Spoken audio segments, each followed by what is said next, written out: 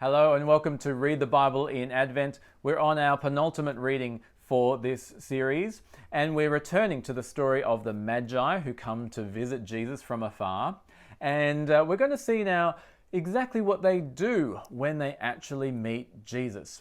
What is their response when they see the baby Jesus face to face?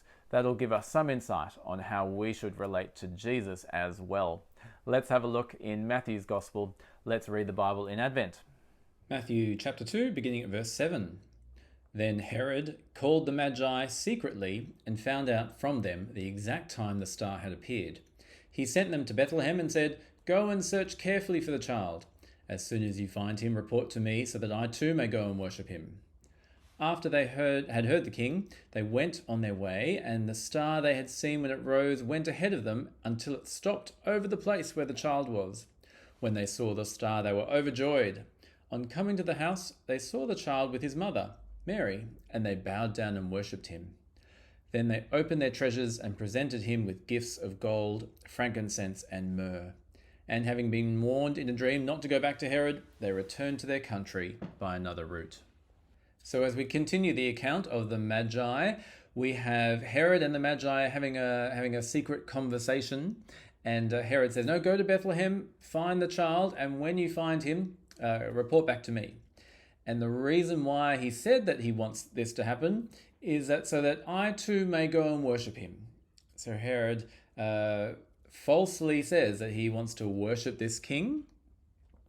And then when they heard the news, they saw the star, they found the place where Jesus was born. Look at the Magi's response. They actually bow down and worship him, worship the baby Jesus.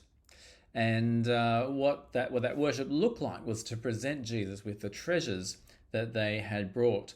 Gold, frankincense and myrrh. Frankincense and myrrh are derived from resin, from the sap of a tree, which is used for aromatic perfumes and spices and things like that. Basically, three gifts that are fit for a king that they present to Jesus. And so Herod claimed that he was going to worship Jesus. The Magi actually recognize who Jesus is, and they worship him, giving him some of their best in worship of this new king. And then have a look at how the account ends. The Magi are warned in a dream not to go back to Herod, so God intervenes here. They return to their country by another route because there is a threat to the baby Jesus. Herod doesn't want to worship him. He wants to get rid of him. And if you keep reading on in Matthew's Gospel, we see the very sad account of Herod ordering all the newborn baby boys who are under 2 years old to be slaughtered, and the mourning that comes, the grief that comes from that happening. And Jesus, just before that, escapes to Egypt.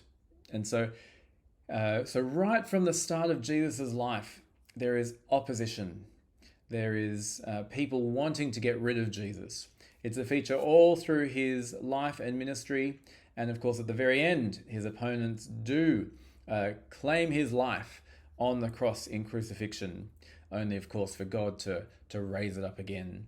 And so for us today, we mustn't be surprised when there's opposition to Jesus. If we invite someone along to our Christmas services and they reject us and scoff at us, well, that rejection of Jesus happened from the very beginning, from the moment he was born. Because in the end, people don't want to worship Jesus. They want to worship something else, whether it's themselves, they want to be rulers of themselves, or of something else. But instead, if we put our trust in Jesus, we can worship him. We don't need to be our own little rulers and control our world. We can let God do that and put our trust and our worship of Jesus and offer up the greatest treasures that we have in his service and to his glory.